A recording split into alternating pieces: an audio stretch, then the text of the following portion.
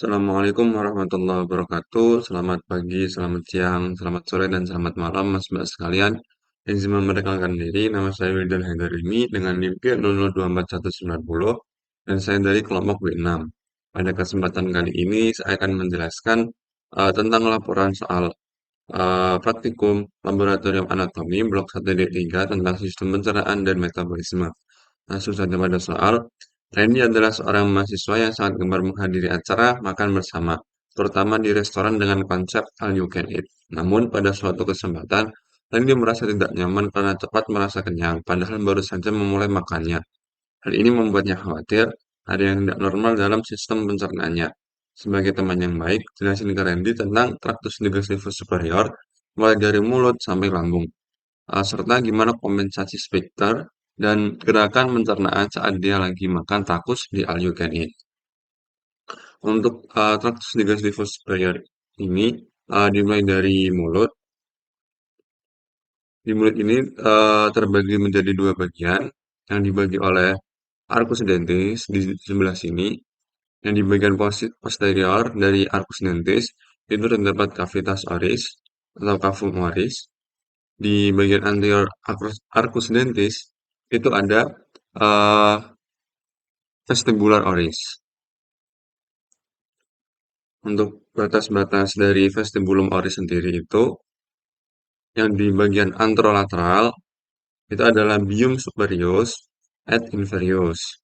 Kemudian di bagian superior itu ada lipatan membran mukosa dari labium superius dan labium dan inferius. Kemudian di bagian dorsal itu ada processus alveolaris, maxillae et mandibulae. Di bagian inferior itu ada lipatan membran mukosa dari labium inferius. Kemudian lanjut ke cavitas oris. Cavitas oris ini dibatasi oleh yang bagian superior itu dibatasi oleh palatum durum dan palatum mole. Jadi palatum durum ini palatum yang lebih keras karena dia itu terdiri dari os palatina dan os maxilla. Kemudian kalau dari palatum mole itu dia terdiri dari beberapa otot. Nah, palatum durum itu 2/3-nya processus palatinus osis maxillaris. Kalau sepertiga posteriornya itu lamina horizontalis osis palatini. Dan palatum mole itu terdiri dari beberapa otot, yaitu musculus tensor veli palatini, musculus levator veli palatini, musculus palatopharyngeus, musculus pulvae, dan musculus palatoglossus. Kemudian pada bagian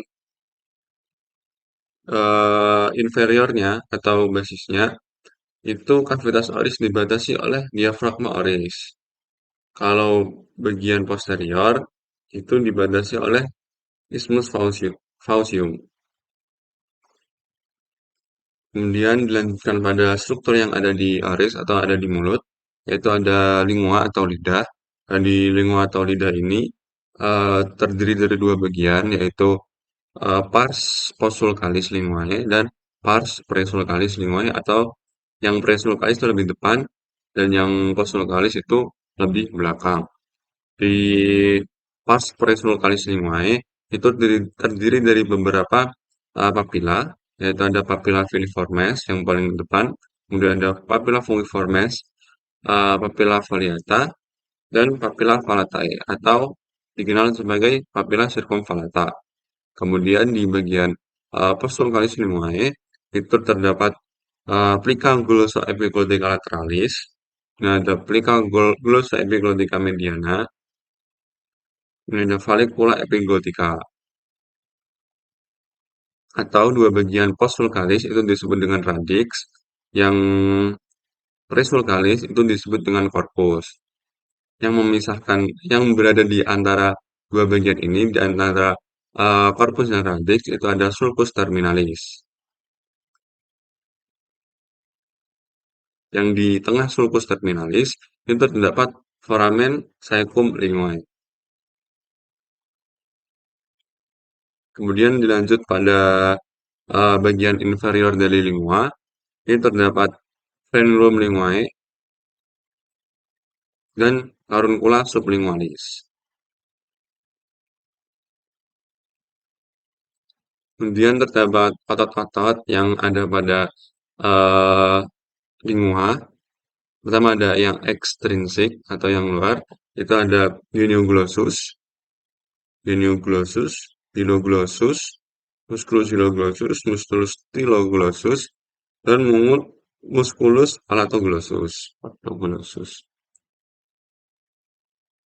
Kemudian di yang intrinsik itu terdapat musculus longitudinalis superior, musculus longitudinalis inferior, musculus transversus linguae, dan musculus verticalis linguae.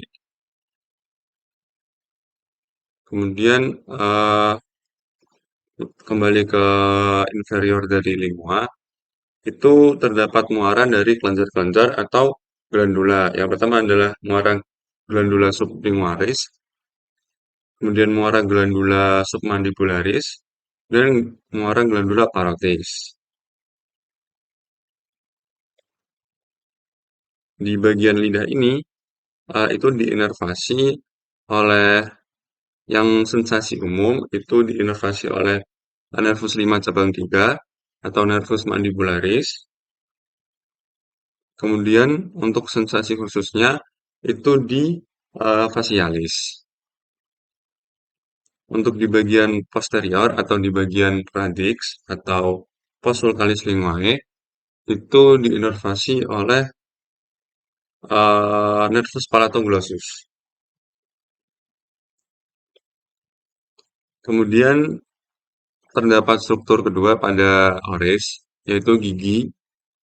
Kalau dilihat dari cavitas oris atau oral, itu terdapat corona dentis, cervix dentis, dan radix dentis. Kalau dilihat dari depan atau dari vestibulum oris, itu terdapat corona clinica dan radix clinica. Terdapat struktur enamelum, dentinum, dan cavitas coronae. Kemudian makanan dari cavitas oris akan masuk ke esofagus. Nah, esofagus sendiri itu terbagi menjadi 3 bagian. Yang pertama adalah pars cervicalis, itu letaknya di VC6 sampai VT1. Kemudian ada pars thoracica atau thoracalis, itu letaknya di VT1 sampai VT10. Kemudian ada pars abdominalis, itu letaknya di VT10 sampai VT11. Nah, dari esofagus ini letaknya di posterior trachea dapat dilihat. Nah, kemudian pada esofagus ini terdapat angustia atau penyempitan. Yang pertama adalah angustia superior. Ini berupa kontriksi faringoesofageal, yaitu kontriksinya itu pada musculus cryopharyngeus dan cartilago cricoidea. Kemudian ada angustia median, itu letaknya di VTH4 atau VTH5. Dan di sini tuh kontriksi ortobronkial. Kemudian ada angustia inferior, itu letaknya di VTH10. Yaitu di sini ada kontriksi diafragmatika. Dan dia ini penyempitannya saat melalui hiatus esophagus. Pada trakea sendiri itu diinervasi oleh yang parasimpatis ada nervus vagus, kemudian yang simpatis itu ada nervus spongicus maius, dan nervus truncus. Kemudian lanjut ke bagian gaster atau lambung. Jadi di gaster atau lambung ini terdiri dari 4 bagian, yaitu fundus gastricus, pars cardiaca karena dia dekat dengan kardia atau jantung. Kemudian ada corpus gastricum, ini terdiri dari rugi-rugi atau lipatan-lipatan. Kemudian ada pars pylorica. Di gaster juga ada lower esophageal sphincter, otot yang membatasi atau akan membuka tutup antara esofagus dan bagian lambung. Kemudian ada musculus sphincter pylori di bagian pars pylorica di sini. Kemudian ada struktur curvatura mayor, yaitu cekungan yang lebih besar. Kemudian ada curvatura minor atau cekungan yang lebih dalam. Jadi curvatura mayor ini akan eh, tempat menempelnya momentum maius. Kalau di kurvatura Miller itu tempat menempelnya momentum minus.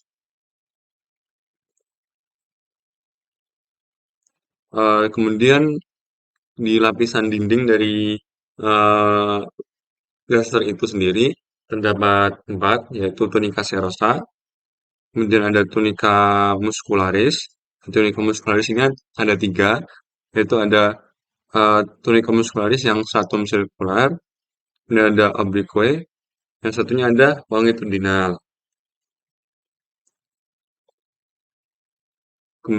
Kemudian di si lambung ini akan divaskularisasi oleh vena-vena besar seperti arteri vena gastrica sinistra dan arteri vena gastrica dextra.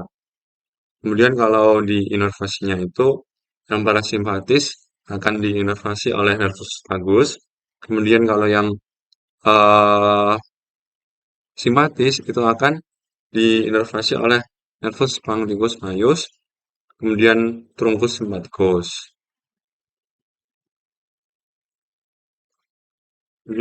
Kemudian gimana kompensasi sphincter dan gerakan pencernaan saat dia lagi makan rakus di all you can eat. Baik di lambung sendiri itu ada di dua sphincter, yaitu luar esophageal sphincter, yaitu di esofagus, di antara esofagus dan lambung.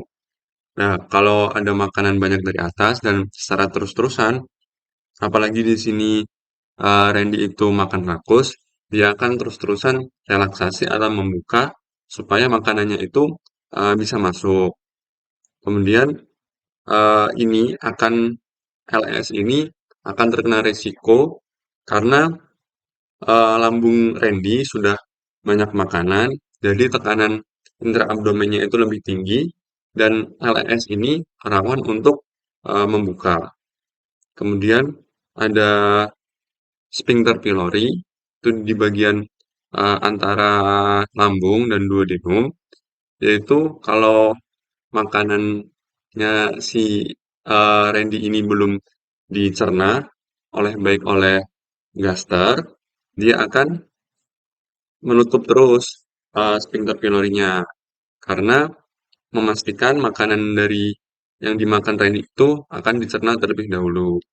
Kemudian ada sphincter rectum, itu dia akan berkontraksi secara terus-terusan karena kalau Randy itu mengonsumsi all you can eat yang mengandung banyak lemak dan serat.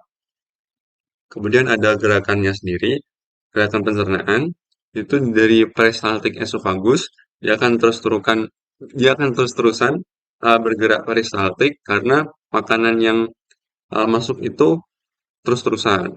Kemudian ada gerakan peristaltik dari lambung itu sendiri, dia akan terus-terusan bergerak untuk mencerna makanan-makanan yang dikonsumsi oleh Randy.